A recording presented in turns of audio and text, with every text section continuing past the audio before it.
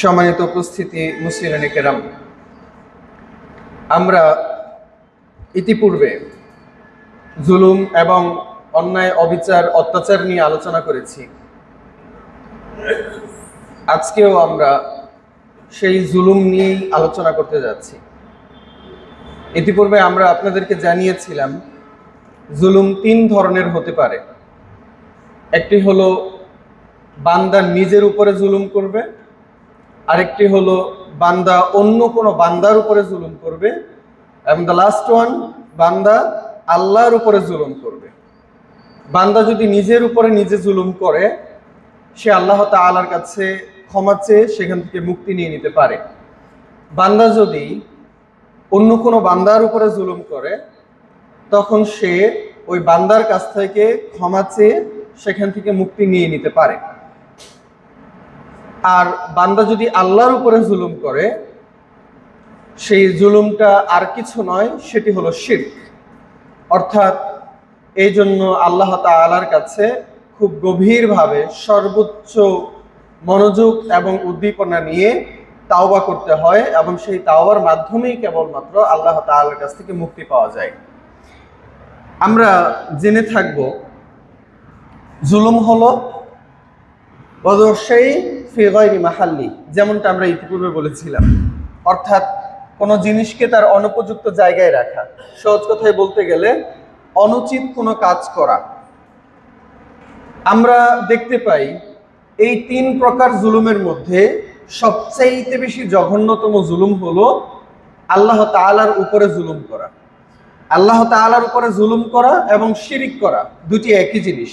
কারণ আল্লাহ সুবহানাহু ওয়া তাআলা কোরআনুল কারীমের মধ্যে বলছেন, ইন্না শিরকা লাযুলমুন আযীম, সবচাইতে ভয়ানক, সবচাইতে মারাত্মক জুলুম হলো শিরিক। তো আল্লাহ তাআলার উপরে জুলুম করা এবং আল্লাহ তাআলার উপরে শিরিক করা, আল্লাহ তাআলার সাথে কাউকে সমকক্ষ বানানো একই বিষয়। আমরা ইতিপূর্বে নিজের উপরে জুলুম করা নিয়ে আলোচনা করেছি। আমরা ইতিপূর্বে বান্দার উপরে জুলুম করা নিয়ে আলোচনা করেছি। আজকে আমরা আলোচনা করতে যাচ্ছি আল্লাহ তাআলার উপরে জুলুম করা নিয়ে। এবং এই জুলুমটি হলো পৃথিবীর সবচাইতে বেশি জঘন্যতম কাজের একটি, বরং সবচাইতে জঘন্যতম কাজ। সেজন্য আল্লাহ রাসূল সাল্লাল্লাহু আলাইহি ওয়াসাল্লামের অসংখ্য হাদিস পাবেন আপনারা, যেখানে বিশ্বনবী সাল্লাল্লাহু আলাইহি ওয়াসাল্লাম বলছেন, আকবারুল কাবাইরি আশিরকু বিল্লাহ, সবচাইতে জঘন্যতম কবিরা গুনাহের মধ্যে কবিরা গুনাহ হলো আল্লাহ তাআলার সাথে শরীক স্থাপন করা। সেজন্য আল্লাহ তাআলা কোরআনুল কারীমের মধ্যে বলছেন যে ইন্নাল্লাহা ইয়াগফিরু, আল্লাহ সুবহানাহু ওয়া তাআলা ক্ষমা করে দেন সকল পাপ। কেবলমাত্র সেই গুনাহটাকে আল্লাহ তাআলা ক্ষমা করেন না যে গুনাহতে আল্লাহ তাআলার উপরে শরীক রয়েছে, শিরিক রয়েছে। অর্থাৎ আল্লাহ তাআলা অন্য সকল গুনাহকে ক্ষমা করে দিতে পারেন, কিন্তু আল্লাহ তাআলার সাথে ঘটে যাওয়া শিরিককে তিনি কখনোই ক্ষমা করবেন না। ইন্নাল্লাহা লা ইয়াগফিরু আইয়ুশরাকা বিহি ওয়া ইয়াগফিরু মা দুনা যালিকা লিমান ইয়াশা। যদি বান্দা নিজের উপরে জুলুম করে, যেমন আপনি অন্যায় কোনো রকমের কাজ করলেন, আপনি মাদক গ্রহণ করলেন, নিজের উপরে জুলুম করেছেন। আপনি হয়তোবা সালাত আদায় করেননি, এটাও আপনি নিজের উপরে জুলুম করেছেন। আপনি সিয়াম পালন করেননি, নিজের উপরে জুলুম করেছেন। সেগুলো আল্লাহ তাআলার কাছ থেকে ক্ষমা নিয়ে নেওয়া সম্ভব। আপনি চোখের জেনা করেছেন অথবা শ্রবণের জেনা করেছেন, এই সকল জিনিসও এবং এর সহ যে সকল ছোটখাটো পাপ রয়েছে, সগীরা গুনাহ রয়েছে, এই সগীরা গুনাহগুলো আপনি ক্ষমা না চাইলেও ক্ষমা পেয়ে যাওয়া সম্ভব। যেমন আমরা এই যে এত লম্বা আলোচনা করছি, প্রত্যেক জায়গাতেই প্রত্যেকটা ইভেন্টে আমরা প্রায়ই এমন হাদিস বলে থাকি যে এইটা করলে জীবনের সকল গুনাহ মাফ, ওইটা করলে জীবনের সকল গুনাহ মাফ। যেমন আমরা জেনে থাকি, আমরা ইতিপূর্বে বলেছি, যখন কোনো ব্যক্তি ওযু করেন, তিনি হাত ধৌত করার টাইমে তার হাতের সকল গুনাহগুলো ক্ষমা হয়ে যায়। তিনি মুখ ধৌত করার সময় তার মুখ দ্বারা করা সকল গুনাহগুলো ক্ষমা হয়ে যায়। আপনি গত সপ্তাহে জুমার সালাত আদায় করেছেন, আজকেও জুমার সালাত আদায় করেছেন, আল জুমাআতু ইলাল জুমাআতি কাফারাতুল লিমা বাইনাহুমা। আপনি যেহেতু 2 সপ্তাহের জুমার সালাত আদায় করেছেন, তার মানে মাঝখানের গুনাহগুলো মাফ হয়ে গেছে। আপনি গত রমজান পালন করেছেন, এই রমজানও পালন করবেন, তাহলে আপনার পুরো 1 বছরের গুনাহগুলো মাফ হয়ে গেল। আপনি রমজান মাসে পুরো রমজান সিয়াম পালন করবেন, সারা জীবনের গুনাহ ক্ষমা হয়ে যাবে। আপনি লাইলাতুল কদরের সালাত আদায় করবেন অথবা রমজান মাসের যেই তারাবির সালাত আছে এগুলো আদায় করবেন, সারা জীবনের সকল গুনাহ ক্ষমা হয়ে যাবে। মেইন পয়েন্ট হলো, আমরা মনে করে থাকি কিছু কিছু ক্ষেত্রে মনে হয় জীবনের সকল গুনাহ ক্ষমা হয়ে যাবে। না, আসলে যদিও মনে হচ্ছে জীবনের সকল গুনাহ ক্ষমা হয়ে যাবে, কিন্তু সত্যিকার অর্থে আপনার জীবনের সকল গুনাহ ক্ষমা হবে না, কেবলমাত্র সগীরা গুনাহগুলো ক্ষমা হবে। আমরা যত ক্ষমার আলোচনা করছি তাতে কি হবে? কেবল আপনার সগীরা গুনাহ ক্ষমা হবে। আপনি অন্য একজনের গীবত করেছেন, আরেকজনের সম্পদ লুট করেছেন, আপনি আল্লাহ তাআলার কাছে ক্ষমা চাইলেন, আল্লাহ তাআলা কি আপনাকে ক্ষমা করবেন? আপনার এই হাত দিয়ে আপনি আরেকজনের গালে অকারণে চড় মেরেছেন, আপনার এই জিহ্বা দিয়ে অকারণে অনৈতিকভাবে একজনকে গালি দিয়েছেন। আপনি যদি মনে করেন যে আপনি উযু করার সময় হাত ধৌত করলেন আর আপনার হাতের গুনাহ বিলুপ্ত হয়ে গেল, আপনি উযু করার টাইমে মুখ ধৌত করলেন, আপনার জিহ্বার গুনাহ ক্ষমা হয়ে গেল, না, অসম্ভব। আপনার সগীরা গুনাহ ক্ষমা হবে, কিন্তু অন্যের উপরে যে অত্যাচার আপনি করেছেন সেইটা কেবলমাত্র তার কাছ থেকেই ক্ষমা নিয়ে সেখান থেকে মুক্তি পাওয়া সম্ভব। সিমিলারলি একইভাবে আপনি যদি আল্লাহ তাআলার সাথে শিরিক করেন, সেইটাও এই গুনাহের প্রসেসের মাধ্যমে ক্ষমা হবে না। সেটা কিভাবে ক্ষমা পাওয়া যাবে? একমাত্র কেবলমাত্র আল্লাহ সুবহানাহু ওয়া তাআলার কাছে তওবা করার মাধ্যমে। সেজন্যই আল্লাহ সুবহানাহু ওয়া তাআলা কোরআন কারীমের মধ্যে এই আয়াত দিচ্ছেন, ইন্নাল্লাহা লা ইয়াগফিরু আইয়ুশরাকা বিহি ওয়া ইয়াগফিরু মা দুনা যালিকা লিমান ইয়াশা। আল্লাহ তাআলা চাইলে সকল গুনাহকে ক্ষমা করে দিতে পারেন। আপনি হাতের জিনা করেছেন, ব্যভিচার করেছেন অথবা ইত্যাদি যে কোনো রকমের গুনাহই করেন না কেন, আল্লাহ তাআলা আপনাকে ক্ষমা করে দিতে পারেন। কিন্তু আল্লাহ তাআলার সাথে শিরক করলে ওই গুনাহ আল্লাহ তাআলা কখনোই ক্ষমা করবেন না। ক্ষমা পাওয়ার প্রসেসটা কি? একমাত্র প্রসেস হলো যে আপনি আল্লাহ তাআলার কাছে তাওবা করবেন, এবং সেটাও মৃত্যুবরণ করার পূর্বে। মৃত্যুবরণ করার পরে আপনার সকল দরজা বন্ধ। কিয়ামতের ময়দানেও আল্লাহ সুবহানাহু ওয়া তাআলা বিভিন্ন ব্যক্তিকে বিভিন্ন রকম ভাবে মুক্তি পাওয়ার সুযোগ দান করবেন। যেমনই ভাবে আপনারা জেনে থাকবেন, আল্লাহ রাসূল সাল্লাল্লাহু আলাইহি ওয়াসাল্লামের হাদিস, যে কিছু কিছু ব্যক্তির ছোট ছোট গুনাহগুলোকে তার সামনে নিয়ে আসা হবে এবং আল্লাহ সুবহানাহু ওয়া তাআলা তার বড় বড় গুনাহগুলোকে একটু লুকিয়ে রাখবেন। সে ছোট গুনাহ দেখার মাধ্যমেই একদম ঘাবড়ে যাবে এবং মনে করতে থাকবে যে আমার টাইম শেষ। আল্লাহ সুবহানাহু ওয়া তাআলার সামনে যে গুনাহগুলো আমার ব্যাপারে উপস্থাপন করা হচ্ছে, আমি এখানেই ধ্বংস। এবং সে ভয় পেতে থাকবে যে এই আমার সগীরা গুনাহতে তো আমি ধ্বংস। এখন যদি আল্লাহ তাআলা কবিরা গুনাহ নিয়ে আসেন তাহলে তো জাহান্নাম এই মুহূর্তেই পাক্কা। সে ব্যক্তি লজ্জিত হয়ে যাবে। আল্লাহ সুবহানাহু ওয়া তাআলা তাকে জিজ্ঞেস করবেন যে বান্দা, এই গুনাহগুলো তুমি করেছিলে? সে আতঙ্কিত হয়ে, ভয়ে, লজ্জিত, অবনত হয়ে সে আল্লাহ তাআলার কাছে স্বীকৃতি দিবে যে হ্যাঁ আল্লাহ, আমি এগুলা করেছি। কিয়ামতের ময়দানে এই ব্যক্তি স্বীকৃতি দেওয়ার কারণে আল্লাহ সুবহানাহু ওয়া তাআলা বলবেন যে ঠিক আছে, তুমি যেহেতু এই মুহূর্তে অবনত হয়েছো, এই তোমার সকল সগীরা গুনাহগুলোকে আমি আল্লাহ তাআলা সওয়াবে রূপান্তরিত করে দিলাম। এখন এই বান্দা মনে মনে চিন্তা করবে যে যদি আল্লাহ তাআলা সগীরা গুনাহগুলোকে আমার জন্য সওয়াবে পরিণত করে দিয়ে থাকেন, সগীরা গুনাহও ছোট, সওয়াবও ছোট, এখন সেই বান্দা বলবে যে আল্লাহ, তাহলে আমার কবিরা গুনাহগুলো? আল্লাহ সুবহানাহু ওয়া তাআলা তখন হেসে দিবেন। রাসূল সাল্লাল্লাহু আলাইহি ওয়াসাল্লামও এই হাদিস বলতে গিয়ে তিনি হেসে উঠেছিলেন যে এই মুহূর্তে বান্দা কি চাচ্ছে, যে কবিরা গুনাহগুলো যেহেতু বড়, সুতরাং এই গুনাহগুলোকেও যদি আল্লাহ তাআলা সওয়াবে রূপান্তরিত করে দেন তাহলে সওয়াবটা আরো বড় হবে, জান্নাতের আরো বড় মাকাম অর্জন করা সম্ভব হবে। তো কথা হলো এই যে জান্নাতে যাওয়ার পূর্বে কিয়ামতের ময়দানেও আল্লাহ সুবহানাহু ওয়া তাআলা বিভিন্ন রকমের পদ্ধতি খুঁজবেন বান্দাকে এমনকি কবিরা গুনাহগুলো ক্ষমা করে দেওয়ার ব্যাপারে। কিন্তু কেবলমাত্র কবিরা গুনাহটা যদি আল্লাহ তাআলার সাথে শিরিক করার ব্যাপারে সম্পৃক্ত হয়, তখন আল্লাহ তাআলা কখনোই সেটাকে ক্ষমা করে দিবেন না। আমাদের এই লম্বা আলোচনার উদ্দেশ্য এই নয় যে আমরা এখনো সচরাচর শিরিক করে থাকি, আল্লাহ তাআলার কাছে সাথে কাউকে শরীক করি, কিন্তু মেইনলি আমরা এমন একটা বিষয়কে এখানে প্রধানত উপস্থাপন করতে চাই যে জিনিসটাকে আমাদের এখনো অনেকেই শিরিক বলে আখ্যায়িত করতে চান না, এমনকি সেটাকে এখনো ওইভাবে গুরুত্ব দেন না। মাঝে মাঝে আমি মনে করতাম যে আমাদের আলুল হাদিসের এলাকায় অথবা সহি আকীদার মানুষের মাঝে মাজার পূজারী অথবা মাজারপন্থী, পীরপন্থী লোক খুঁজে পাওয়া যাবে না। কিন্তু তারপরও এমনভাবে কিছু কিছু মানুষের উদ্ভব ঘটে, এমনভাবে আমরা কিছু কিছু নতুন মানুষের উদ্ভব দেখতে পাই যে আমাদের মনে হয় অধিকাংশ মানুষ আজকে সতর্ক হলেও এর মধ্যে বড় একটা অংশ রয়ে গেছে যারা এখনো পীর পূজা মাজার পূজায় অভ্যস্ত এবং সেগুলো থেকে ফিরে আসতে চান না। এবং এইটাও যে একটা শিরিক, এইটাও যে আল্লাহ সুবহানাহু ওয়া তাআলার সাথে এইরকম ভয়ানক একটা জুলুম, এই জিনিসটা আমরা অনেকেই মেনে নিতে চাই না। এবং এইটাকে আল্লাহ সুবহানাহু ওয়া তাআলার নৈকট্য পাওয়ার একটা অন্যতম মাধ্যম হিসেবে অনেকে মনে করে থাকেন। এই মাজার পূজা, পীর পূজা, এর সাথে আল্লাহ সুবহানাহু ওয়া তাআলার সকল প্রকারের সার্বভৌম ক্ষমতার সাথে সাংঘর্ষিক একটা বিষয়, যে জিনিসটাকে আমরা অনেকেই মেনে নিতে চাই না। আল্লাহ রাসূল সাল্লাল্লাহু আলাইহি ওয়াসাল্লাম আমাদেরকে এর বিরুদ্ধেই এই পর্যন্ত সতর্ক করে গিয়েছেন। রাসূল সাল্লাল্লাহু আলাইহি ওয়াসাল্লাম এর পক্ষেই আমাদের জন্য দাওয়াত নিয়ে এসেছিলেন, যাতে করে আমরা এই মাজার পূজা এবং পীর পূজার বিরুদ্ধে দাঁড়াই।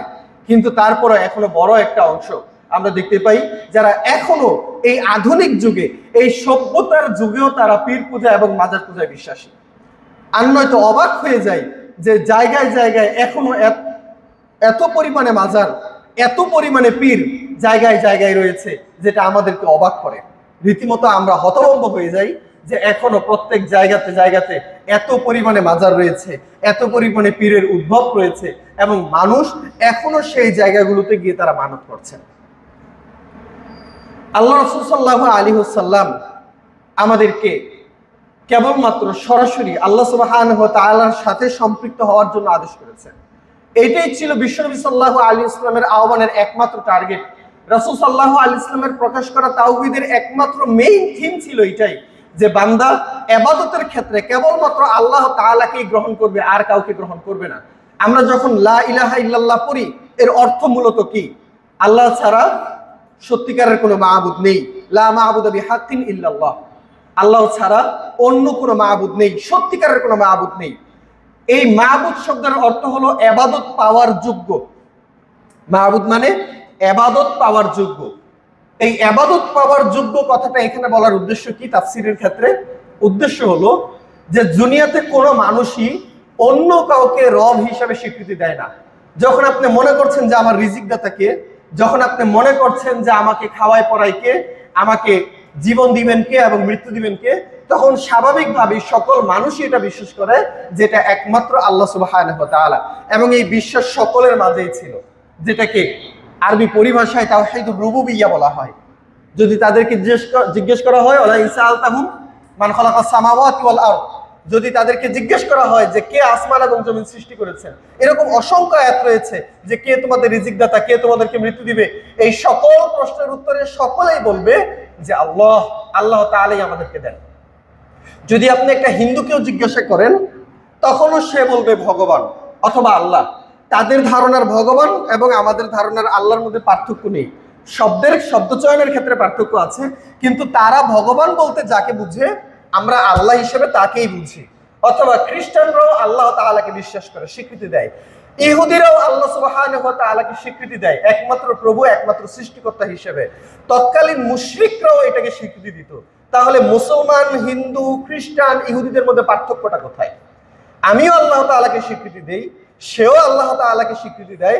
প্রত্যেকটা জাতি, প্রত্যেকটা দল, প্রত্যেকটা ধর্মমতে একমাত্র নাস্তিকরা ছাড়া বাকি সবাই আল্লাহ তাআলাকে একক সত্তা হিসেবে স্বীকৃতি দেয়। তাহলে ধর্মের পার্থক্যটা কোথায়? পার্থক্য হলো ইবাদতের জায়গায়। আমি ইবাদত করি তারই যাকে আমি রব হিসেবে স্বীকৃতি দেই। আমি আল্লাহ তাআলাকে একক রব হিসেবে স্বীকৃতি দিয়েছি, আমি ইবাদত কেবলমাত্র আল্লাহ তাআলারই করছি। কিন্তু হিন্দুরা আল্লাহ সুবহানাহু ওয়া তাআলাকে একক রব হিসেবে স্বীকৃতি দিলেও তারা ইবাদত করে ৩৬০টা মূর্তির, তারা ইবাদত করে ৩ লক্ষ ভগবানের, ৩ লক্ষ কি জানি দেবতাদের। তাহলে এই জায়গায় হলো পার্থক্য। খ্রিস্টানরা আল্লাহ তাআলাকে একক সত্তা হিসেবে স্বীকৃতি দিলেও তারা ট্রিনিটিতে বিশ্বাস করে, অর্থাৎ আল্লাহ তাআলার ইবাদত করে, আল্লাহ তাআলার সন্তান হিসেবে তাকে যারা স্বীকৃতি দেয়, নাউজুবিল্লাহ, অর্থাৎ ঈসা আলাইহিস সালামকে এবং দ্য হোলি স্পিরিট, যেটাকে তারা এইভাবে আখ্যায়িত করে, সেটার অর্থ হলো যে একটা আত্মা, কি বলে, পবিত্র আত্মা। তো খ্রিস্টানদের হলো ট্রিনিটি, এরকম ভাবে ইহুদি, এরকম ভাবে হিন্দু এবং এরকম ভাবে বৌদ্ধ। তো সবচেয়ে মূল কথা হলো যে মুসলিম এবং অমুসলিমের মধ্যে পার্থক্য এই মেইন জায়গাতে। আমি যাকে একক সত্তা হিসেবে স্বীকৃতি দেই, ইবাদতটাও আমি তারই করি, কিন্তু অন্যান্য জাতি যদিও আল্লাহ তাআলাকে একক সত্তা হিসেবে স্বীকৃতি দেয় কিন্তু ইবাদত করে অন্যদের। এই জায়গাতে আপনারা মুসলিম এবং মাজার পূজারীদের মধ্যে একটা পার্থক্য দেখতে পাবেন, এবং মাজার পূজারী আর বিধর্মীদের মাঝে একটা সামঞ্জস্য দেখতে পাবেন। ঠিক একই রকম ভাবে মাজার পূজারীরাও আল্লাহ তাআলাকে একক হিসেবে স্বীকৃতি দেয়, আল্লাহ সুবহানাহু ওয়া তাআলাকে একক রব হিসেবে বিশ্বাস করে, কিন্তু তারপরও ইবাদতের মধ্যে সে আল্লাহ তাআলার না করে মাজারে গিয়ে সিজদা দেয় এবং পীরদের কাছ থেকে সাহায্য চায়। যদিও আল্লাহ রাসূল সাল্লাল্লাহু আলাইহি ওয়াসাল্লাম বলেছেন যে ইদা সাআলতা ফাসআলিল্লাহ ওয়া ইদা ইসতাআনতা ফাসতাঈন বিল্লাহ, যদি তুমি সাহায্য চাও, সাহায্য চাওয়ার প্রয়োজন যদি হয় কেবলমাত্র আল্লাহ তাআলার কাছে সাহায্য চাইবে। যদি তোমার আশ্রয়ের প্রয়োজন হয় তাহলেও কেবলমাত্র তুমি একমাত্র আল্লাহ তাআলার কাছেই আশ্রয় চাইবে। সম্মানিত উপস্থিতি মুসলিম কেরাম, সেজন্য আমরা দেখতে পাই যে আল্লাহ সুবহানাহু ওয়া তাআলার কোরআনুল কারীমের আয়াত এবং রাসূল সাল্লাল্লাহু আলাইহি ওয়াসাল্লামের হাদিস থেকে স্পষ্ট হয়ে যায় যে আমি একমাত্র আল্লাহ তাআলার ইবাদত করব। কিন্তু তারপরও এই মাজার, এই পীরতন্ত্র, এই মাজার তন্ত্র এখনো মানুষ এখানে গিয়ে সিজদা করছে, এগুলোর স্থায়িত্বটা কোথায়? এগুলো এখনো কিভাবে টিকে আছে? আপনারা মনে করেন যে তারা একদম হাওয়ার উপরে টিকে আছে? না। কিভাবে তারা তাদেরকে কনভিন্স করতে পারছে, বুঝাতে পারছে যে এইটা ইসলামের অংশ? কিভাবে বুঝাতে পারছে সেই বিষয়টা বোঝানোর জন্য আমি একটু সামান্যতম একাডেমিক আলোচনা করব। যে আসলে আমরা যে জানি যে মাজার পূজা হারাম, পীরতন্ত্র হারাম, কিন্তু তারপরও যারা এগুলোকে ইসলাম মনে করে সেই জায়গায় যাচ্ছে তাদের আসলে ভিত্তিটা কোথায়, কোন জায়গার উপরে নির্ভর করে তাদের পীরতন্ত্র এবং মাজারতন্ত্র দাঁড়িয়ে আছে, সেই জায়গাটা আমরা আজকে একটু খোলাসা করবো সংক্ষিপ্ত সময়ের মধ্যে ইনশাআল্লাহ। তাদের মেইন পয়েন্ট হলো যে তারা কোরআনুল কারীমের পক্ষ থেকে, কোরআনুল কারীম থেকে তারা আয়াত উপস্থাপন করে। আশ্চর্যজনক বিষয়, আপনারা অবাক হয়ে যাবেন। আমরা ইতিপূর্বে আপনাদেরকে জানিয়েছিলাম যে কিছু কিছু ভণ্ড দল তারা আল্লাহ সুবহানাহু ওয়া তাআলার কোরআনুল কারীম থেকে বিভিন্ন ভাবে ইনিয়ে বিনিয়ে তারা আয়াত তাদের পক্ষে নেওয়ার চেষ্টা করে। যেমন আমরা আপনাদেরকে ইতিপূর্বে কিছুদিন আগে কাদিয়ানীর আলোচনা করেছিলাম, আপনাদের মনে থাকার কথা, এবং সেখানে এটাও জানিয়েছিলাম যে আল্লাহ রাসূল সাল্লাল্লাহু আলাইহি ওয়াসাল্লামকে শেষ নবী হিসেবে বিশ্বাস করে না, যে মনে করে যে আমি আল্লাহর নবী, সেও এইটার পক্ষে কোরআনুল কারীম থেকে দলিল দিয়ে থাকে। তো এখানে বিষয়টা হলো এই যে আসলে কি কোরআন তার পক্ষে কথা বলছে? না, আসলে তো কোরআনুল কারীম তার পক্ষে কথা বলছে না, কিন্তু সে ইনিয়ে বিনিয়ে সর্বোচ্চ চেষ্টা করে কোরআনকে তার পক্ষে টানার চেষ্টা করছে, যদিও সত্যিকার অর্থে কোরআনের ওই আয়াতটাই তার বিপক্ষে আহ্বান করে, কিন্তু ইচ্ছাকৃতভাবে রং বেরঙের তাফসির নিজে থেকে ঘোষণা করে সেটাকে তার পক্ষে নেওয়ার চেষ্টা করে। ঠিক এরকমই আমরা একটা জায়গা দেখতে পাবো এই পীরতন্ত্র এবং মাজারতন্ত্রের ব্যাপারেও। তাদের সবচাইতে পাওয়ারফুল দলিল হলো যে ওয়াবতাগু ইলাইহিল ওয়াসিলা। আল্লাহ তাআলা কোরআনুল কারীমের দুই জায়গায় আয়াত নিয়ে এসেছেন যে তোমরা আল্লাহ সুবহানাহু ওয়া তাআলার কাছে ওয়াসিলা তালাশ করো, তোমরা আল্লাহ তাআলার কাছে ওসিলা চাও। এটা হলো একটা। আরেকটা আল্লাহ সুবহানাহু ওয়া তাআলা সূরা ইসরাতে বলছেন যে তারা হলো ঈমানদার যারা আল্লাহ তাআলার কাছে ওসিলা তালাশ করে। তো এই দুই আয়াতের মধ্যে আল্লাহ সুবহানাহু ওয়া তাআলা বলছেন যে ঈমানদার যেন ওসিলা গ্রহণ করে। তো আমরা সাধারণত আমাদের বাংলা ভাষায় আমরা ওসিলা বলতে কি বুঝি? মাধ্যম, যে একটা মাধ্যমে আমাকে যেতে হবে। তো তারা এই জায়গা থেকে দলিল নিয়ে থাকে এই যে যদি আমি আল্লাহ তাআলার কাছে যেতে চাই তাহলে আমাকে মাধ্যম গ্রহণ করতে হবে। মাধ্যমের কথা কোথায় বলা আছে? কোরআনুল কারীমে বলা আছে। আপনারা দেখতেই পাচ্ছেন কোরআনুল কারীমের দুই জায়গায় আল্লাহ তাআলা বলছেন যে তোমরা আল্লাহ তাআলার কাছ থেকে মাধ্যম তালাশ করো। তার মানে যদি তুমি আল্লাহ তাআলাকে পেতে চাও, যদি তোমার দোয়া আল্লাহ তাআলার কাছে পৌঁছাতে চাও, যদি তোমার কামনা আল্লাহ তাআলার কাছে উপস্থাপন করতে চাও, যদি তোমার রোগ মুক্তির জন্য আল্লাহ তাআলার কাছে দোয়া করতে চাও, যদি গুনাহ থেকে মাপ নিতে চাও, যদি দুনিয়াবি কোনো প্রয়োজন তোমার পড়ে সেটা যদি আল্লাহ তাআলাকে জানাতে চাও, তুমি তো আর ডাইরেক্ট আল্লাহ তাআলাকে জানাতে পারবে না, তোমার মাধ্যমের প্রয়োজন। এটা হলো তাদের থিম, তোমাকে মাধ্যম গ্রহণ করতে হবে। ঠিক যেরকম ভাবে তারা আরো দলিল দিয়ে থাকে, আরো যুক্তিও আছে। যেমন ধরেন আপনি যদি এই মুহূর্তে প্রধান উপদেষ্টার সাথে যোগাযোগ করতে চান, আপনি কি ডিরেক্টলি তার সাথে যোগাযোগ করতে পারবেন? না, আপনাকে মাধ্যম গ্রহণ করতে হবে, কোনো একটা মাধ্যমে আপনাকে অ্যাপয়েন্টমেন্ট নিতে হবে এবং তারপরে আপনি তার সাথে যোগাযোগ করতে পারবেন। তো তাদের দলিল হলো, যেহেতু একজন উচ্চ পর্যায়ের একজন ব্যক্তির সাথে যোগাযোগ করতে চাইলে, আপনার দাবি তার কাছে উপস্থাপন করতে চাইলে মাধ্যমের প্রয়োজন হয়, তার অ্যাসিস্ট্যান্টের কাছে যেতে হয়। সুতরাং আল্লাহ তাআলাও যেহেতু একজন উচ্চজন, আল্লাহ তাআলার কাছে যদি আপনি আপনার দোয়া পৌঁছাতে চান, আপনার ইবাদত উপস্থাপন করতে চান, তাহলেও সেই মাধ্যম গ্রহণ করতে হবে। আর সেই মাধ্যমটাই হলেন পীর, আর সেই মাধ্যমটাই হলো মাজারে শুয়ে থাকা মৃত ব্যক্তি। এটা হলো তাদের দলিল। আমরা তাদের আয়াতকে খণ্ডন করার আগে একটা বিষয়ের উপরে দৃষ্টি দিতে চাই, সেটি হলো যে এখানে আপনারা দেখতেই পাচ্ছেন যে কিভাবে দুনিয়াবী মানুষের সাথে আল্লাহ সুবহানাহু ওয়া তাআলাকে সম্পৃক্ত করা হচ্ছে এবং সামঞ্জস্যতা উপস্থাপন করা হচ্ছে। আল্লাহ সুবহানাহু ওয়া তাআলার সাথে যদি আমি প্রধান উপদেষ্টার পরিচয় দেই, যদি আমি আল্লাহ সুবহানাহু ওয়া তাআলার সাথে একজন সাধারণ মেম্বার অথবা চেয়ারম্যানকে সমকক্ষ বানাই, তাহলে আল্লাহ এবং সাধারণ মানুষের মধ্যে পার্থক্যটা কোথায়? আপনি একজন মেম্বারের সাথে অথবা একজন চেয়ারম্যানের সাথে কথা বলার জন্য কখনো কখনো মাধ্যমের প্রয়োজন হতে পারে। আপনি প্রধান উপদেষ্টা অথবা প্রধানমন্ত্রীর সাথে কথা বলার জন্য আপনার মাধ্যমের প্রয়োজন এই জন্য, কারণ সেই প্রধান উপদেষ্টার ব্যাপারে সক্ষমতা নেই যে সে এত এত মানুষের ভিড়ে আপনার কথাটাও শুনবে, সে এত এত জনসংখ্যার ভিতরে আপনাকেও চিনবে। এই অঞ্চলের চেয়ারম্যান, এমনকি এই অঞ্চলের মেম্বারও কি এই অঞ্চলের সকল মানুষকে চিনেন? না, সম্ভব নয়। আমি আপনাদের মাঝে এই মুহূর্তে খুতবা দিচ্ছি, আমি কি বলতে পারবো যে আপনারা কে সকালবেলা কি দিয়ে নাস্তা করে এসেছেন অথবা কে নাস্তা করেননি? না, এটা আমার পক্ষে সম্ভব নয়। তাহলে যেই জায়গায় বান্দা এবং আল্লাহর সাথে সামঞ্জস্যতা রাখা যায় না, সেই জায়গায় কিভাবে দুনিয়াবী মানুষের সাথে আল্লাহ তাআলাকে সমকক্ষ উপস্থাপন করে সেখানে তুলনা করা হয়? আল্লাহ সুবহানাহু ওয়া তাআলার কাছে আমি ডিরেক্টলি চাইতে পারবো, যদিও আমি প্রধান উপদেষ্টার কাছে ডিরেক্টলি চাইতে পারবো না, কারণ প্রধান উপদেষ্টা এত এত মানুষের ভিড়ে আমাকে শোনার মতো সক্ষমতা রাখেন না। প্রধান উপদেষ্টা আমাকে চিনেন না, প্রধান উপদেষ্টা এই মুহূর্তে জানেন না যে আমি কি অবস্থার ভিতরে রয়েছি, প্রধান উপদেষ্টা আমার কঠিন অবস্থা সম্পর্কে অবগত নয়, সেই জন্য আমি তার কাছে যেতে পারবো না। কিন্তু আল্লাহ সুবহানাহু ওয়া তাআলা কি এরকম? আল্লাহ সুবহানাহু ওয়া তাআলা কি আমার ব্যাপারে জানেন না? আল্লাহ তাআলা কি আমার কথা শুনতে পান না? আল্লাহ তাআলা কি আমাকে যে কোনো জায়গায় থাকি না কেন তিনি কি আমাকে দেখতে পান না? তাহলে কি জন্য আমি আল্লাহ সুবহানাহু ওয়া তাআলার সাথে দুনিয়াবী মানুষকেও সীমাবদ্ধ করছি, সম্পৃক্ত করছি এবং সেখানে তুলনা করছি? আল্লাহ রাব্বুল আলামিন কতটুকু জানেন এবং কতটুকু শোনেন সেটা আমাদের ধারণার বাইরে। হয়তোবা আমরা এইটুকুই বলতে পারবো যে আল্লাহ তাআলা সবকিছুই জানেন এবং সবকিছুই শোনেন। কিন্তু আয়েশা রাদিয়াল্লাহু তাআলা একটা উদাহরণ উপস্থাপন করছেন যে আল্লাহ তাআলা কি পরিমাণ শুনতে পান। সেই উদাহরণটা হলো, তিনি বলছেন যে একজন মহিলা রাসূল সাল্লাল্লাহু আলাইহি ওয়াসাল্লামের কাছে তার স্বামীর ব্যাপারে অভিযোগ নিয়ে এসেছেন। সূরা মুজাদালা প্রথম আয়াত পড়লেই আপনারা শুনতে পাবেন, পড়তে বুঝতে পারবেন। এক মহিলা আল্লাহ রাসূল সাল্লাল্লাহু আলাইহি ওয়াসাল্লামের কাছে রাতের বেলা অভিযোগ নিয়ে এসেছেন তার স্বামীর কাছে। আয়েশা রাদিয়াল্লাহু তাআলা আনহা এবং বিশ্বনবী সাল্লাল্লাহু আলাইহি ওয়াসাল্লাম একই সাথে শুয়ে আছেন। আপনারা একটু সামনে এগিয়ে বসেন, সামনের জায়গাগুলো একটু পূরণ করে বসেন, যাতে করে সকলেই মসজিদের ভিতরেই বসতে পারেন। যেহেতু গরম বেশি, আমরা অন্যদের জন্য জায়গা করে দিই। আপনারা সকলেই একটু নড়ে চড়ে বসুন, আপনারা সামনের জায়গাগুলো একটু পূরণ করে বসুন। সম্মানিত উপস্থিতি মুসলিম কেরাম, আয়েশা রাদিয়াল্লাহু তাআলা আনহা বলছেন যে আমি এবং রাসূল সাল্লাল্লাহু আলাইহি ওয়াসাল্লাম একদম একই বিছানায় শুয়ে আছি। এই মহিলা রাসূল সাল্লাল্লাহু আলাইহি ওয়াসাল্লামের একদম কানে কানে এসে তার স্বামীর ব্যাপারে অভিযোগ করছিলেন।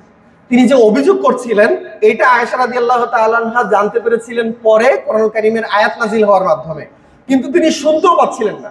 কেবলমাত্র তিনি ফিস ফিস আওয়াজ শুনতে পাচ্ছিলেন, তিনি তার কথা শুনতে পাচ্ছিলেন না। এখানে ইন্টারেস্টিং বিষয় হলো এই যে একজন মহিলা তার স্বামীর ব্যাপারে রাসূল সাল্লাল্লাহু আলাইহি ওয়াসাল্লামের কাছে অভিযোগ করতে এসেছে, এমন ভাবে অভিযোগ করছে যাতে করে বিশ্বনবীর স্ত্রীও তার স্বামীর দুর্বলতা সম্পর্কে না জানতে পারে। কত সৌন্দর্যতম একটা বিষয়। এই কথাটা এজন্য বলছি যে আমাদের মায়েরা, আমাদের বোনেরা যদি সংসারের মধ্যে কোনো সমস্যা হয়, স্বামী স্ত্রীর মাঝে ঝগড়া হয়, তাহলে আগে তো কেবলমাত্র তারা তাদের পরিবারে জানাতেন, এখন তারা অনলাইনে একদম ফেসবুকে তাদের স্বামীর বিরুদ্ধে পোস্ট করে ফেলেন। এটা হলো আজকের বর্তমান মহিলা এবং রাসূল সাল্লাল্লাহু আলাইহি ওয়াসাল্লামের সাহাবীদের মধ্যে পার্থক্য। এই মহিলা রাসূল সাল্লাল্লাহু আলাইহি ওয়াসাল্লামের কাছে অভিযোগ, আসলে অভিযোগ নয়, আমি দুঃখিত, আমি অভিযোগ বলছি, তিনি আসলে মাসালা জানতে চেয়েছিলেন যে আল্লাহ রাসূল আমার স্বামী আমার সাথে জিহার করেছেন, মানে আমার স্বামী আমাকে তার মায়ের সাথে তুলনা করেছেন, তো এর বিধানটা কি হবে, এর অবস্থাটা কি হবে? এটা এক ধরনের অভিযোগ, কিন্তু প্রকৃতপক্ষে তিনি বিধান জানতে এসেছেন। তো এটা তার স্বামীর ব্যাপারে একটা দোষ।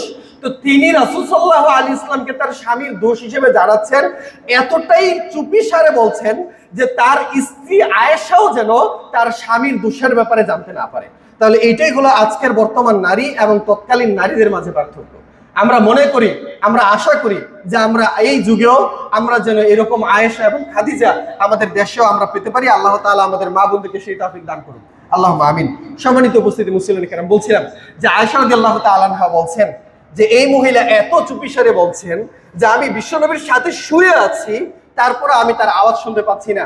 তন্মধ্যেই আল্লাহ সুবহানাহু ওয়া তাআলা কোরআনুল কারীমে আয়াত নাযিল করলেন, ক্বাদ সামিআ আল্লাহু কাওলাল্লাতী তুজাদিলুকা ফি যাওজিহা।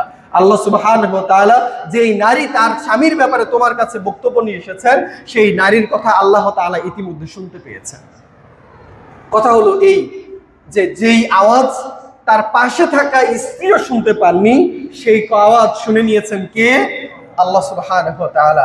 আপনি রাতের অন্ধকারে, একদম অমাবস্যার রাতেও যদি কোনো কিছু করতে থাকেন, যদি একদম অমাবস্যার রাতে এইরকম ঘোর অন্ধকারে এই কালো একটা জায়গার ভিতরে কালো পাথরের উপরে একটা কালো পিঁপড়াও যদি নড়াচড়া করে, সেইটাও দেখতে পান কে?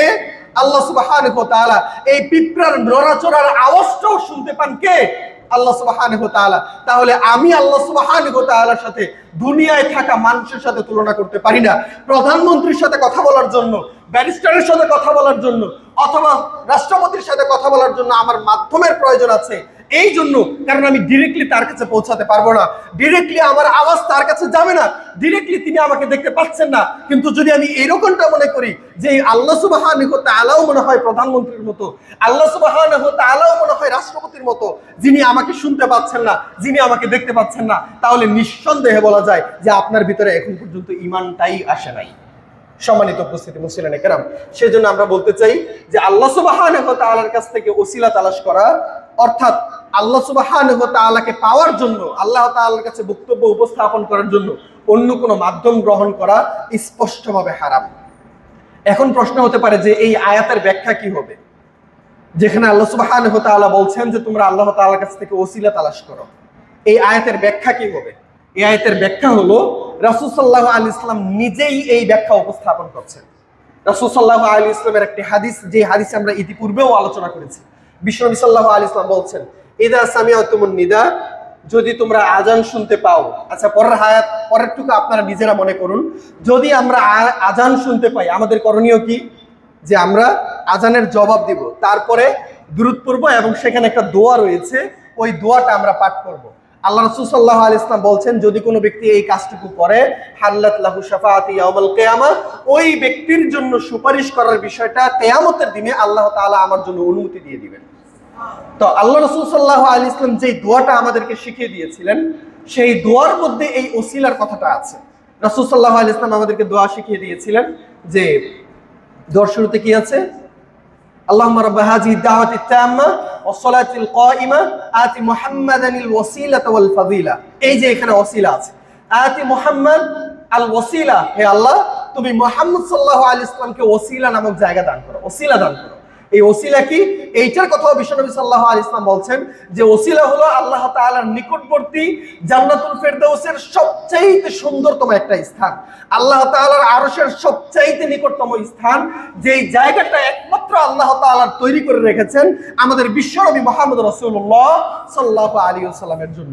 তো আল্লাহ রাসূল সাল্লাল্লাহু আলাইহি ওয়াসাল্লাম বলছেন যে এরকম ভাবে আল্লাহ তাআলা নির্ধারণ করে রেখেছেন, কিন্তু তিনি তোমাদের কাছেও চান যে তোমরাও যেন বিশ্বনবীর জন্য আল্লাহ তাআলার কাছে ওসিলা নামক জায়গাটা তালাশ করো। তো সেই কথাটাই আল্লাহ তাআলা কোরআনুল কারীমের মধ্যে বলছেন যে ঈমানদাররা যেন ওসিলা চায়, অর্থাৎ ঈমানদাররা যেন এই দোয়ার মাধ্যমে আল্লাহ তাআলার কাছে বিশ্বনবী সাল্লাল্লাহু আলাইহি ওয়াসাল্লামের জন্য ওসিলা নামক জায়গাটা অর্জন করার বিষয়ে আকাঙ্ক্ষা করে। এইটাই হলো সেই ওসিলা। এখানে আরেকটা ব্যাখ্যা হলো কিছু কিছু উলামায়ে কেরাম বলছেন যে ওসিলা মানে হলো অন্য কোনো ইবাদতের মাধ্যমে আল্লাহ তাআলার নৈকট্য অর্জন করা। তাহলে আমরা এখানে একটা বিষয় জানতে পারলাম যে এই সকল মাজার পূজারীরা এখানে ওসিলা শব্দের অর্থ কি নিয়েছে? যে অন্য কোনো মাধ্যম গ্রহণ করার মাধ্যমে আল্লাহ তাআলার কাছে পৌঁছাতে হবে। যার বিপরীতে বিশ্বনবী সাল্লাল্লাহু আলাইহি ওয়াসাল্লাম নিজে ব্যাখ্যা করছেন যে ওসিলা মানে এরকমটা নয়, বরং ওসিলা হলো জান্নাতুল ফেরদাউসের একটা অংশ, একটা জায়গা, যে এই জায়গা আল্লাহ তাআলা তার বান্দাকে দিবেন এবং সেইটা চাওয়ার কথা বলা হয়েছে। তাহলে একদিকে বিশ্বনবী সাল্লাল্লাহু আলাইহি ওয়াসাল্লামের হাদিস, আরেকদিকে এই মাজার পূজারীদের উপস্থাপন করা যুক্তি আপনার কাছে রেখে দিলাম যে আপনি এইবার কোনটা গ্রহণ করবেন, বিশ্বনবী সাল্লাল্লাহু আলাইহি ওয়াসাল্লামের ব্যাখ্যা নাকি এই মাজার পূজারীদের ব্যাখ্যা, যারা কোরআনুল কারীমের আয়াতকে তাদের নিজেদের পক্ষে উপস্থাপন করার অপচেষ্টা চালাচ্ছে। আরো যদি আমরা একটু যাই যে ওসিলা কি সম্পূর্ণরূপে হারাম? না, ওসিলা সম্পূর্ণরূপে হারাম নয়। আপনি যদি আল্লাহ তাআলার কাছে কিছু চান, কোন মাধ্যমে আল্লাহ তাআলার কাছে আপনি চাইতে পারেন, সেই অনুমতি আছে। বরং অনুমতি নয়, এমনকি উৎসাহিত করা হয়েছে যে আপনি আল্লাহ তাআলার কাছে চাওয়ার ক্ষেত্রে ওসিলা গ্রহণ করতে পারেন। কিন্তু ওসিলা সেই ক্ষেত্রে নির্ধারিত তিনটি জায়গায়, তিন রকম ভাবে আপনি আল্লাহ তাআলার কাছে ওসিলা চাইতে পারবেন। তিনটি জায়গাতে আপনি আল্লাহ তাআলার কাছে ওসিলা চাইতে পারবেন, অথবা তিন ওসিলায়, তিন মাধ্যমে আপনি আল্লাহ তাআলার কাছে দোয়া করতে পারবেন। কতটা বারবার বলছি যাতে করে আপনারা গুরুত্ব সহকারে শুনতে পারেন। নাম্বার 1, আল্লাহ সুবহানাহু ওয়া তাআলার গুণবাচক নামের মাধ্যমে আপনি আল্লাহ তাআলার কাছে দোয়া করতে পারবেন। যেখানে আল্লাহ সুবহানাহু ওয়া তাআলা কোরআন কারীমের মধ্যে বলছেন যে ওয়ালিল্লাহিল আসমাউল হুসনা ফাদউহু বিহা, তোমরা আল্লাহ তাআলার অনেকগুলো গুণবাচক নাম রয়েছে, সেগুলোর মাধ্যমেই তোমরা তাকে ডাকো, তোমরা সেগুলোর মাধ্যমেই আল্লাহ তাআলার কাছে দোয়া করো। তো আল্লাহ সুবহানাহু ওয়া তাআলার যে সকল গুণবাচক নাম রয়েছে, এই গুণবাচক নামের মাধ্যমে আমরা আল্লাহ তাআলার কাছে দোয়া করতে পারি। যেমন আল্লাহ তাআলার কাছে আপনার এই মুহূর্তে ক্ষমার প্রয়োজন, আপনি আল্লাহ তাআলাকে ডাকেন যে আল্লাহ তুমি তো গাফফার, তুমি তো গফুর, তুমি তো রহমান, তুমি রহিম, হে আল্লাহ এই মুহূর্তে তুমি আমাকে ক্ষমা করো, কারণ তোমার নামের মধ্যেই রয়েছে তুমি ক্ষমাশীল, তোমার নামের মধ্যেই রয়েছে তুমি সবকিছুকে ক্ষমা করতে পারো। সুতরাং এই মুহূর্তে আল্লাহ আমার জন্য ক্ষমা প্রয়োজন, তোমার এই গফুর নামের উসিলা করে, তোমার এই গাফফার নামের উসিলা করে, তোমার রহমান এবং রহিম নামের উসিলা করে তুমি আমার উপরে দোয়া করো, তুমি আমাকে ক্ষমা করো। আল্লাহ সুবহানাহু ওয়া তাআলার নাম রয়েছে রাজ্জাক, আল্লাহ সুবহানাহু ওয়া তাআলার নাম রয়েছে আল মুতি। আল্লাহ তাআলা রিজিক দাতা, আল্লাহ তাআলা আপনাকে দান করেন, আপনার এই মুহূর্তে রিজিকের প্রয়োজন, আপনার এই মুহূর্তে আল্লাহ সুবহানাহু ওয়া তাআলার পক্ষ থেকে আসা রহমতের প্রয়োজন, আপনার আল্লাহ সুবহানাহু ওয়া তাআলার পক্ষ থেকে আসা বিভিন্ন রকমের নিয়ামতের প্রয়োজন। আপনি আল্লাহ তাআলার কাছে দোয়া করতে থাকেন যে আল্লাহ তুমি তো রাজ্জাক, তুমি তো দাতা, তুমি তো রিজিক দিয়ে থাকো, তুমি তো মুতি, তুমি সবকিছু দিতে পারো, তোমার এই রাজ্জাক নামের উছিলা করে, তোমার এই মুতি নামের উছিলা করে তুমি আমাকে এই মুহূর্তে এই রিজিকটা প্রদান করো। সুতরাং আমাদের জায়গা ভেদে আমরা আল্লাহ সুবহানাহু ওয়া তাআলার নামকে ব্যবহার করে, আল্লাহ তাআলার নামের উসিলা করে তার কাছে দোয়া করতে পারি। এইটি হলো একটি। দ্বিতীয়ত হলো আপনার নেক আমলের উসিলা করে আপনি আল্লাহ তাআলার কাছে কোনো কিছু চাইতে পারেন। যেমনই ভাবে আপনারা সহিহ বুখারীতে একটি হাদিস পাবেন, 2270 নম্বর হাদিস, লম্বা হাদিস, আমি সংক্ষিপ্তভাবে উপস্থাপন করছি। রাসূল সাল্লাল্লাহু আলাইহি ওয়াসাল্লাম বলছেন যে 3 ব্যক্তি ছিল, তারা এক সফরে বের হলো, রাতের অন্ধকারে এক গুহায় গিয়ে আশ্রয় নিল। হঠাৎ করে ওই গুহার মুখে বিশাল একটা পাথর পড়ে গেল, যেখান থেকে তাদের বের হওয়ার কোনোভাবে সম্ভব না, এবং এই পাথরকেও তারা সরাতে পারবে না, কারণ বিশাল এক পাথর, হয়তো 1000 মানুষ চেষ্টা করলেও সেই পাথরকে সরাতে পারবে না। তো তারা এই মুহূর্তে বুঝতে পারলো যেটা স্পষ্ট হয়ে গেছে, আমাদের জন্য এই মুহূর্তে এই গুহায় মৃত্যুবরণ করা নিশ্চিত, কারণ আমরা এই পাথরকে সরাতে পারবো না। তখন তাদের মধ্যে একজন বলবর্তী করতে লাগলো, যদি তোমরা এই অবস্থা থেকে মুক্তি পেতে চাও, তাহলে তোমরা তোমাদের কোনো একটা নেক আমলের উসিলা করে আল্লাহ তাআলার কাছে এই ব্যাপারে পানাহ চাও, যাতে করে তিনি তোমাদেরকে এই কঠিন অবস্থা থেকে মুক্তি দেন। সহিহ বুখারীর হাদিস। রাসূল সাল্লাল্লাহু আলাইহি ওয়াসাল্লাম বলছেন, তখন তাদের এক ব্যক্তি বলে উঠলো যে আল্লাহ, আমি তোমার কেবলমাত্র সন্তুষ্টির জন্য আমি আমার মাকে খাদ্য দিয়েছিলাম। লম্বা ঘটনা, আমি সংক্ষিপ্তভাবে বলছি। একজন ব্যক্তি তার মাকে সেবা করেছিলেন কেবলমাত্র আল্লাহ তাআলার সন্তুষ্টি অর্জনের উপায়ের জন্য। আরেকজন ব্যক্তি তার কর্মচারীর বেতন তাকে পৌঁছিয়ে দিয়েছিলেন, বিশাল ঘটনা, এবং এটা সে চার্জের সর্বোচ্চ ভালোবাসা সেখানে উপস্থাপন করেছে। এই ঘটনা বিস্তারিত পড়লে আপনারা বুঝতে পারবেন, আমি আপনাদেরকে বলে দিচ্ছি। সেটি হলো বুখারীর 2270 নম্বর হাদিস। জায়গা ভেদে ভিন্ন হতে পারে, আপনারা অ্যাপে যদি যান তাহলে সেখানে দেখতে পাবেন 2272 নম্বর হাদিস। তো আপনারা সেখান থেকে হাদিসটা লম্বা পড়ে নেবেন, যে সেখানে তিনি বলছেন আরেকজন ব্যক্তি, তিনি একজন মহিলার কাছ থেকে তিনি মুক্তি নিয়েছিলেন, যদিও ব্যভিচারের সর্বোচ্চ সুযোগ ছিল, তারপরেও তিনি কেবলমাত্র আল্লাহ তাআলাকে ভয় করে সেই ব্যভিচার থেকে নিজেকে ফিরিয়ে নিয়ে এসেছেন। আরেকজন ব্যক্তি তার মাকে সেবা করেছিলেন, আরেকজন ব্যক্তি তার কর্মচারীর বেতন তিনি যথাযথভাবে পৌঁছে দিয়েছিলেন কেবলমাত্র আল্লাহ তাআলাকে ভয় করে। তো এই তিনজন ব্যক্তি আল্লাহ তাআলার কাছে দোয়া করতে থাকলেন যে আল্লাহ তাআলা ওই যে বড় একটা ঘটনা রয়েছে ওই জায়গাতে আমি কেবলমাত্র তোমার জন্য, তোমার সন্তুষ্টি পাওয়ার উদ্দেশ্যে আমি এই বড় ধরনের একটা সিদ্ধান্ত গ্রহণ করেছিলাম। সুতরাং তুমি যদি জেনে থাকো, অবশ্যই তুমি জানো, তুমি যেহেতু জানো যে ওই কাজটা কেবলমাত্র আমি তোমার সন্তুষ্টির জন্য করেছিলাম, সুতরাং ওই নেক আমলের উসিলায় এই কঠিন জায়গা থেকে তুমি আমাকে মুক্তি দান করো। তারা তাদের একজন আল্লাহ তাআলার কাছে দোয়া করলো, আল্লাহ তাআলা পাথরটাকে একটু সরিয়ে দিলেন। আরেকজন আল্লাহ তাআলার কাছে দোয়া করলো, আল্লাহ তাআলা পাথরটাকে আরো একটু সরিয়ে দিলেন। আরো একজন আল্লাহ তাআলার কাছে দোয়া করলো, এরকম ভাবে আল্লাহ তাআলা আরো একটু সরিয়ে দিলেন। তখন দেখা গেল যে তারা তিনজন সেই জায়গা থেকে বের হতে সক্ষম হয়েছেন। এখান থেকে পয়েন্ট হলো, the main thing I want to tell you everything, সেটা হলো যে আমরা যদি আল্লাহ সুবহানাহু ওয়া তাআলার কাছে কিছু পেতে চাই, বড় কোনো জিনিস আমার প্রয়োজন, সেই জায়গাতে আমি আল্লাহ তাআলার কাছে আমার নেক আমলের উসিলা ব্যবহার করতে পারি। আপনি এবার চিন্তা করতে থাকুন, খুঁজতে থাকুন যে আপনি কি এমন বড় একটা কাজ কেবলমাত্র আল্লাহ তাআলার জন্য করেছিলেন। আপনি হয়তোবা অসুস্থ হয়ে পড়েছিলেন, অথবা আপনার জন্য এই মুহূর্তের সালাত আদায় করা সম্ভব না, কিন্তু তারপরও আপনি আপনার সবকিছুকে পরিত্যাগ করে আল্লাহ তাআলার জন্য ওই এক ওয়াক্ত সালাত আদায় করেছিলেন। আপনার কাছে মনে হয়েছে যে ওই ইবাদতটা আল্লাহ তাআলার কাছে উপস্থাপন করার মতো, আপনি আপনার ওই ইবাদতটা আল্লাহ তাআলার সামনে উপস্থাপন করেন। আপনি কোন একটা গরিব মিসকিনকে খাদ্য খাওয়িয়েছিলেন, রাস্তায় দাঁড়িয়ে থাকা পিপাসার্ত একটা কুকুরকে আপনি খাবার খাওয়িয়েছিলেন। আপনার যদি মনে হয়ে থাকে যে ওই কাজটাও আপনি মানুষকে দেখানোর জন্য করেননি, আপনি ওই কাজটা আল্লাহ তাআলাকে সন্তুষ্ট করার জন্য করেছেন, ওইটাই আপনি আল্লাহ সুবহানাহু ওয়া তাআলার সামনে আপনার ওসিলা হিসেবে উপস্থাপন করেন, আশা করা যায় যে শতভাগ কাজ হয়ে যাবে ইনশাআল্লাহ।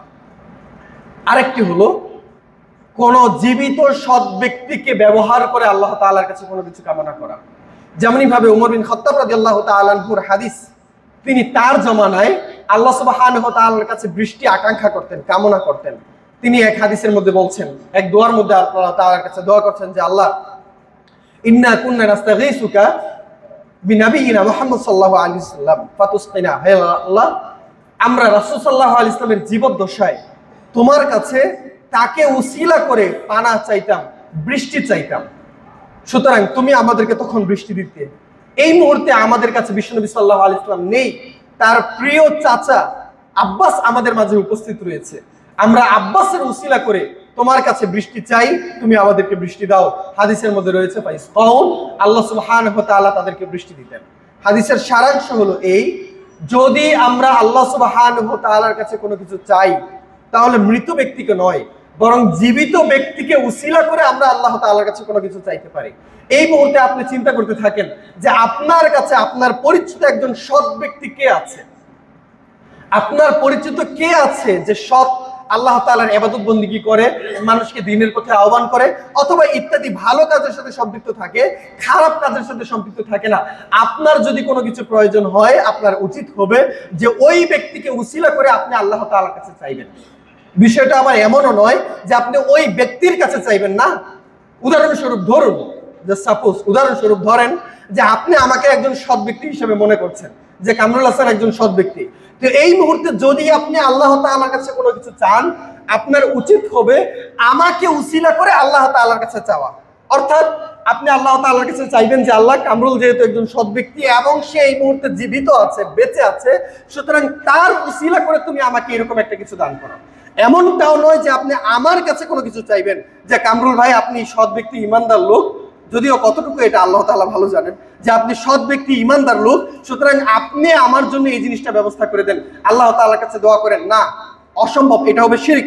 কারণ কামরুল হাসান সে হোক সৎ অথবা অসৎ, হোক সে জীবিত অথবা মৃত, যেই হোক না কেন, সে কোনোভাবেই আল্লাহ তাআলার ক্ষমতার উপরে হস্তক্ষেপ করতে পারে না।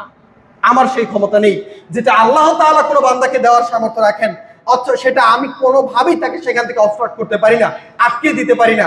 আল্লাহ তাআলা যদি কাউকে কোনো কিছু দিতে না চান, অবশ্যই কোনোভাবেই আমি আল্লাহ তাআলার কাছ থেকে সেটা নিয়ে নিতে পারি না। আপনারা পীরদের বিভিন্ন রকমের গ্রন্থের মধ্যে এরকম বহু ঘটনা শুনতে পাবেন। আমাদের মাঝে তো যখন আমরা পীর নিয়ে আলোচনা করি, তখন একদল লোক সব এলিগেশন ভণ্ড পীরদের উপরে দেওয়ার চেষ্টা করে, যে না আসলে পীরতন্ত্র সম্পূর্ণ খারাপ না, কিছু আছে ভালো পীর, কিছু আছে ভণ্ড পীর। ভণ্ড পীরদের জন্য ভালো পীরদেরকে দোষারোপ করা যায় না। আমি আজ পর্যন্ত এমন কোনো জায়গায় দেখি নাই যে ভালো পীর বলতে কিছু আছে। বর্তমানে যাদেরকে নেককার এবং ভালো পীর হিসেবে আখ্যায়িত করা হয়, যেমন ধরেন চরমোনাই, বড় একটা দল এবং প্রচুর মানুষ তাদের ভক্ত, এবং তারাও মনে করে থাকে যে চরমোনাই মনে হয় সৎ পীর, আর বাকি যে ছোটখাটো আছে সেগুলো ভণ্ড পীর। এই চরমোনাইদের বই যেখানে ভাইদে মারেফত, যেটাকে তারা স্বীকৃতি দিয়ে থাকে, সেইটারই ছোট্ট একটা ঘটনা উপস্থাপন করি। সেই গ্রন্থের মধ্যে থাকা একটা ছোট্ট ঘটনা সংক্ষিপ্ত উপস্থাপন করবো। তার একটি হলো যে একজন মহিলা, তিনি কান্না করছিলেন। এখন একজন পীর তার পাশ দিয়ে যাচ্ছেন, তিনি বললেন যে তুমি কান্না করছো কেন? সে বলছে যে আমার একটা সন্তান ছিল, কেবল একটা মাত্র সন্তান ছিল, সেই সন্তানকে আল্লাহ তাআলা নিয়ে চলে গেছেন। এই একটা রাখাল ছিল, আমার এই নাতি ছিল, যে বিভিন্ন রকম ভাবে বিভিন্ন জায়গা থেকে খাদ্য সংগ্রহ করে আমাকে খাওয়াতো। এই সন্তানটাও আজকে দুনিয়া থেকে বিদায় নিয়ে চলে গেছে। আপনি দেখতেই পাচ্ছেন যে এই মুহূর্তে তার মৃতদেহ আমার সামনে উপস্থিত, আপনার সামনে উপস্থিত। তখন সেই পীরে বুজুর্গ তিনি ঘোষণা করলেন যে হে বৎস, তুমি আমার হুকুমে উঠে যাও। নাউজুবিল্লাহ। সে উঠে গেল। সেই মা তাকে জিজ্ঞাসা করলেন, সেই দাদি তাকে জিজ্ঞাসা করলেন যে তুমি কিভাবে উঠলে? তখন সে বলছে যে এই পীর আমাকে আদেশ করেছেন যেন আমি তার হুকুমে উঠে যাই, সেজন্যই আমি তার হুকুমে উঠে গেছি। এখন এই সংবাদ চলে গেল রাজার কাছে। রাজা একটু ইমানদার ব্যক্তি, তিনি জিজ্ঞাসা করলেন যে বিষয়টা কি এরকমই? তিনি বললেন যে হ্যাঁ, বিষয়টা এরকমই। তখন তিনি বলছেন, সেই রাজা সেই পীরকে বলছেন যে আপনি এইটা না বলে যে আমার হুকুমে উঠে যাও, আপনি এইটা না বলে যদি এইটা বলতেন যে হে বৎস, তুমি আল্লাহর হুকুমে উঠে যাও, তাহলে কতই না ভালো হতো। তখন সেই পীরে বুজুর্গ তিনি বলছেন যে আল্লাহকে আবার কি জিজ্ঞেস করব? একটা সন্তান ছিল, সেই সন্তানকে নিয়ে চলে গেছে।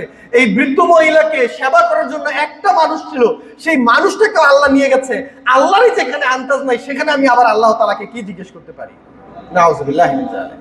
এগুলা হলো হক্কানি পীরদের গ্রন্থের মধ্যে উপস্থাপিত গ্রন্থ এবং গল্প। এগুলো হলো হক্কানি পীর যাদেরকে আমরা মনে করি, তাদের বই থেকে আসা আলোচনা। এবং তারা এটাও বলে থাকে, তাদের গ্রন্থের মধ্যে বিভিন্ন জায়গাতে আপনারা খুঁজে পাবেন। আরেক জায়গায় রয়েছে, আমি পৃষ্ঠা নাম্বার মনে করতে পারছি না, সেটি হলো যে যখন কোনো ব্যক্তি প্রচুর পরিমাণে পাপ করে ফেলে, তখন সেই পাপ থেকে মুক্তি পাওয়ার ব্যাপারে আল্লাহ তাআলার কাছে ডিরেক্টলি চাওয়া যায় না, তখন অন্য কোনো মানুষের মাধ্যমে আল্লাহ তাআলার কাছে পাপের ক্ষমা চেয়ে নিতে হয়, এবং সেটাই হলো পীর অথবা মাজার। এখানে বিষয়টা হলো এই, যখন আপনি আল্লাহ তাআলার কাছ থেকে ক্ষমা চাওয়ার ব্যাপারে অন্য কোনো ব্যক্তিকে গ্রহণ করছেন, তখন আপনি মায়ের চাইতে মাসির দরদকে বেশি গ্রহণযোগ্যতা দিচ্ছেন। আপনি একটা বিষয় সহজে চিন্তা করুন, আপনি যখন আল্লাহ তাআলাকে মনে করছেন যে আল্লাহ আমার এই গুনাহগুলোকে ক্ষমা করে দিবেন না, বরং অন্য কোনো মানুষের মাধ্যমে এই ক্ষমাগুলোকে আমার নিতে হবে, তার মানে আপনি আল্লাহ তাআলার চাইতে ওই ব্যক্তিকে বেশি ক্ষমাশীল হিসেবে মনে করছেন। যখন আপনি দেখছেন, যখন আপনি আল্লাহ তাআলার কাছে ক্ষমা না চেয়ে অন্য কোনো ব্যক্তির কাছে ক্ষমা চাচ্ছেন, তার মানে সহজেই কি বোঝা যাচ্ছে যে আল্লাহর চাইতে ওই পীর বেশি ক্ষমাশীল। যে আল্লাহ আপনার এই গুনাহগুলো ক্ষমা করবেন না, যদিও আল্লাহ তাআলা গফফার এবং রহিম, বরং ওই পীর আপনার জন্য ক্ষমা করে দিবেন। ওই পীর আপনার পক্ষে আল্লাহ তাআলার কাছে সুপারিশ উপস্থাপন করবেন। তাহলে যখন আপনি ক্ষমা চাওয়ার জন্য আল্লাহকে ছেড়ে অন্য কোনো মাধ্যম গ্রহণ করছেন, তখন আপনি আল্লাহকে বেশি ক্ষমাশীল হিসেবে গ্রহণ না করে ওই পীরকে অথবা ওই মৃত ব্যক্তিকে সবচাইতে বেশি ক্ষমাশীল হিসেবে মনে করছেন। অর্থাৎ মায়ের চাইতে আপনি মাসিকে আপনার জন্য বেশি দরদি হিসেবে আখ্যায়িত করছেন। সম্মানিত উপস্থিতি মুসলিম কেরাম, সেই জন্য আমরা এখান থেকে বুঝতে পারি যে কোনোভাবেই আল্লাহ সুবহানাহু ওয়া তাআলা ছাড়া অন্য কারো কাছে চাওয়া যাবে না, অন্য কোনো মাধ্যমে চাওয়া যাবে না। অন্তত পক্ষে যদি আপনি কোনো ব্যক্তির মাধ্যমে আল্লাহ তাআলার কাছে চান, সেই ব্যক্তিটা অবশ্যই জীবিত হতে হবে। হযরত শাহজালাল রহিমাহুল্লাহ মৃত্যুবরণ করেছেন, অথবা আব্দুল কাদের জিলানী মৃত্যুবরণ করেছেন, আল্লাহু আলাম। আমি যতটুকু জানি হয়তোবা তারা হক্কানি মানুষ ছিলেন, তারা ধার্মিক ছিলেন, তারা দিনদার ছিলেন, তারা ইমানদার ছিলেন। কিন্তু আপনি কখনোই আল্লাহ তাআলার কাছে কিছু চাওয়ার ব্যাপারে তাদেরকে মাধ্যম করে চাইতে পারবেন না, কারণ তারা এই মুহূর্তে মৃত্যুবরণ করেছে। আব্দুল কাদের জিলানী যত ইমানদারি হোক না কেন, শাহজালাল রহিমাহুল্লাহ যত ইমানদারি হোক না কেন, তারা কি আল্লাহর রাসূল এবং সাহাবীদের চাইতে বেশি ইমানদার ছিল? আপনার কাছে কি মনে হয়, তারা কি আল্লাহর রাসূল সাল্লাল্লাহু আলাইহি ওয়াসাল্লামের চাইতে বেশি ইমানদার ছিল? তারা কি হক্কানি ছিল? না। তাহলে যদি আল্লাহ সুবহানাহু ওয়া তাআলার কাছে কোনো মাধ্যম হিসেবে চাওয়াই হয়, তাহলে কেবলমাত্র আল্লাহ রাসূল সাল্লাল্লাহু আলাইহি ওয়াসাল্লামের মাধ্যম করেই আল্লাহ তাআলার কাছে কিছু চাওয়া যেতে পারে। কারণ আপনি কেন আব্দুল কাদের জিলানীকে মাধ্যম হিসেবে গ্রহণ করবেন যেখানে বিশ্বনবী সাল্লাল্লাহু আলাইহি ওয়াসাল্লাম আছেন? অবশ্যই যদি আপনি কারো মাধ্যমে চান, তাহলে বিশ্বনবীর মাধ্যমে আপনাকে আল্লাহ তাআলার কাছে চাইতে হবে। কিন্তু বিশ্বনবীর মাধ্যমেও আল্লাহ তাআলার কাছে চাওয়া যাবে না, কারণ তিনি এই মুহূর্তে মৃত্যুবরণ করেছেন। রাসূল সাল্লাল্লাহু আলাইহি ওয়াসাল্লাম আমাদের মাঝে নেই, সেজন্যই ওমর রাদিয়াল্লাহু তাআলা আনহু আল্লাহ রাব্বুল আলামিনের কাছে চেয়েছেন তার চাচা আব্বাস রাদিয়াল্লাহু তাআলা আনহুকে মাধ্যম করে। তিনি রাসূল সাল্লাল্লাহু আলাইহি ওয়াসাল্লামকে মাধ্যম করেননি, কারণ রাসূল সাল্লাল্লাহু আলাইহি ওয়াসাল্লাম জীবিত নেই। আব্বাস রাদিয়াল্লাহু তাআলা আনহু বিশ্বনবীর চাচা এই মুহূর্তে জীবিত আছেন। সম্মানিত উপস্থিতি মুসলিম কেরাম, সেই জন্য আমাদের উচিত হবে এই পীরতন্ত্র মাজারতন্ত্র থেকে আমাদের জন্য বেরিয়ে আসা। এবং এর পাশাপাশি আরো একটি গুরুত্বপূর্ণ জায়গা হলো, যে সকল জায়গায় পীরতন্ত্র অথবা মাজারতন্ত্র কায়েম রয়েছে এখন পর্যন্ত আছে, সেগুলোকে ভেঙে গুড়িয়ে দেওয়া, সেগুলোকে ধ্বংস করে দেওয়া, সেগুলোকে একদম ধূলিসাৎ করে দেওয়া, যাতে করে এই বাংলার মুসলমানের মধ্য থেকে এই রকমের কোন রকমের মাজারতন্ত্র অথবা পীরতন্ত্র থাকতে না পারে, যাতে করে সাধারণ মানুষ নিজের চোখে দেখতে পারে যে সকল মৃত মানুষদের মাজারগুলোকে ভাঙা হচ্ছে, তারা যেখানে তাদের মাজারগুলোকে রক্ষা করতে সক্ষম নয়, তারা যেখানে নিজেদের মাজারগুলোকে বাঁচিয়ে রাখতে সক্ষম নয়, তারা সেখানে আপনাকে কি বা এমন কিছু দিতে পারে। এই অনুভূতি যেন এই মাজার পূজারীদের ভিতরে আসে, এই জন্য হলো তাদের মাজারগুলো ভেঙে গুড়িয়ে দেওয়া উচিত, এটাই আমরা মনে করি। এবং আল্লাহ রাসূল সাল্লাল্লাহু আলাইহি ওয়াসাল্লাম সাহাবী আলী ইবনে আবি তালিব রাদিয়াল্লাহু তাআলা আনহুকে বলেছিলেন যে আল্লাহ রাসূল সাল্লাল্লাহু আলাইহি ওয়াসাল্লাম যখন তাকে প্রেরণ করেছিলেন, তখন তাকে বলছিলেন যে আলী, তুমি শুনে রাখো, যখনই তুমি কোন রকমের তিনসাল দেখতে পাবে, লা রাআইতা তিনসালান ইল্লা তামাসতা, যদি কোন রকমের ছবি, মূর্তি, ভাস্কর্য তুমি দেখতে পাও, সাথে সাথে সেটাকে ভেঙে গুড়িয়ে দিবে, সেটাকে নিশ্চিহ্ন করে ফেলবে। ওয়ালা রাআইতা কবরান ইল্লা সাওয়াইতা, আর যদি কোন রকমের কবর দেখতে পাও, যদি সেটা উঁচু হয়ে থাকে, তাহলে ভেঙে সেটাকে সমান করে দিবে। তাহলে এটা রাসূল সাল্লাল্লাহু আলাইহি ওয়াসাল্লামের আদেশ কেবলমাত্র আলী রাদিয়াল্লাহু তাআলা আনহুর প্রতি নয়, বরং আমাদের সকলের প্রতি। কিন্তু বর্তমানে আমার এই আলোচনা করার উদ্দেশ্য হলো, বর্তমানে আমরা কিছু কিছু জায়গায় দেখতে পাচ্ছি যেখানে মাজারগুলোকে ভেঙে গুড়িয়ে দেওয়া হচ্ছে। আমরা কিছু কিছু জায়গায় দেখতে পাচ্ছি যেখানে পীরদের এই ভণ্ডামির আস্তানাগুলোকে ধ্বংস করা হচ্ছে। আমাদের মাঝে কিছু কিছু মানুষ সেই ক্ষেত্রে শোক প্রকাশ করে থাকেন।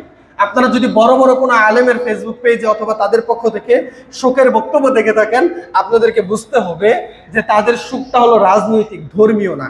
আপনাকে পার্থক্য বুঝতে হবে। আমি এই মুহূর্তে মসজিদে দাঁড়িয়ে খুতবা দিচ্ছি, আমি স্পষ্টভাবে এখানে ঘোষণা করতে পারছি যে আপনাদের অবশ্যই সকলের উচিত এই অঞ্চলের আশেপাশে যদি কোনো মাজার থেকে থাকে, অবশ্যই আপনার ইমানি জায়গা থেকে আপনি সেগুলোকে ভেঙে গুড়িয়ে দিবেন, তার বিনিময়ে যাই হোক না কেন সেটা আমরা মাথা পেতে নিতে রাজি আছি। কিন্তু আমি কামরুল হাসানে যদি রাজনৈতিক জায়গায় যাই, রাজনৈতিক মাঠে আমি দাঁড়াই, তাহলে আমাকে এর বিপরীতটা বলতেই হবে। এটা হলো জায়গা ভেদে পার্থক্য, এটা আমাদের সাধারণ মুসল্লিদের বোঝা উচিত। সুতরাং সম্মানিত উপস্থিতি, যদি কোনো আলেমও তাদের জায়গা থেকে যদি এর বিরোধিতা করেন, আপনাদেরকে বুঝতে হবে যে তারা রাজনৈতিক জায়গা থেকে কথা বলছেন, ধর্মীয় জায়গা থেকে তারা কথা বলতে পারছেন না। তার কারণ হলো এটা ডিরেক্টলি ইউরোপ আমেরিকার সাথে সাংঘর্ষিক হবে এবং এটা রাজনৈতিকভাবে বাংলাদেশের উপরে প্রভাব ফেলবে। এটা হলো তাদের বুদ্ধিমত্তা। আমরা ইতিপূর্বে আপনাদেরকে জানিয়েছিলাম যে আমরা আলহামদুলিল্লাহ এই বর্তমান সময়ে আমাদের মুসলিমরা একটু পণ্ডিত হয়েছেন। আগে এক সময় আবেগ দিয়ে সব ধরনের সিদ্ধান্ত নিয়ে ফেলতেন, এখন আলহামদুলিল্লাহ বুদ্ধিমত্তার সাথে তারা কাজ করতে পারেন এবং রাজনৈতিক জায়গার বক্তব্য এবং ধর্মীয় জায়গার বক্তব্য তারা যে পার্থক্য করছেন, এটা আসলে তাদের সততা নয়, তাদের মুনাফিকি নয়, বরং এটা হলো তাদের রাজনৈতিক কুশীলতা এবং বুদ্ধিমত্তা। সেই জায়গা থেকে আমরা আপনাদেরকে ইতিপূর্বে বলেছিলাম যে সব ধরনের ছবি, মূর্তি, ভাস্কর্য আমরা ঘুরিয়ে শেষ করে দিব, কিন্তু তারপরে আমরা আমাদের টাকার মধ্যে যেই শেখ মুজিবের ছবি রয়েছে সেটাকে আমরা ধ্বংস করে দিচ্ছি না কেন? কারণ আমরা ইতিপূর্বে আপনাদেরকে একটা ক্লু দিয়েছিলাম, আমরা এমন কিছু ধ্বংস করতে চাইবো না যেটা ধ্বংস করলে আমাদের ক্ষতি তুলনামূলক বেশি হবে। আমরা এমন কিছু বয়কট করব না যেটা বয়কট করলে অপর বিরোধী পক্ষের চাইতে আমরা ক্ষতিগ্রস্ত বেশি হব। তো সেই জায়গা থেকে আমরা আমাদের নোটগুলোকে তো ছিঁড়ে ফেলতে পারছি না, কারণ এতে করে আমরাই ক্ষতিগ্রস্ত বেশি হব। কিন্তু এছাড়া বাকি যত জায়গা আছে সকল জায়গা থেকে ছবি, মূর্তি, ভাস্কর্য ধ্বংস করতে হবে।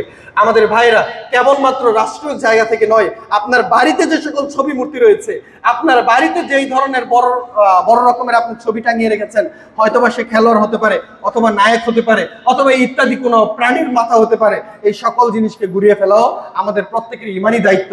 আল্লাহ সুবহানাহু ওয়া তাআলা আমাদেরকে এই বিষয়গুলোর প্রতি গুরুত্ব আরোপ করে সকল প্রকারের শিরিক থেকে নিজেদেরকে বাঁচিয়ে রেখে এমনকি মানুষদেরকেও সকল প্রকারের শিরিক থেকে বাঁচিয়ে রাখার এবং সৎ কাজের আদেশ এবং উপদেশ দেওয়ার তৌফিক দান করুন। আল্লাহুম্মা আমিন।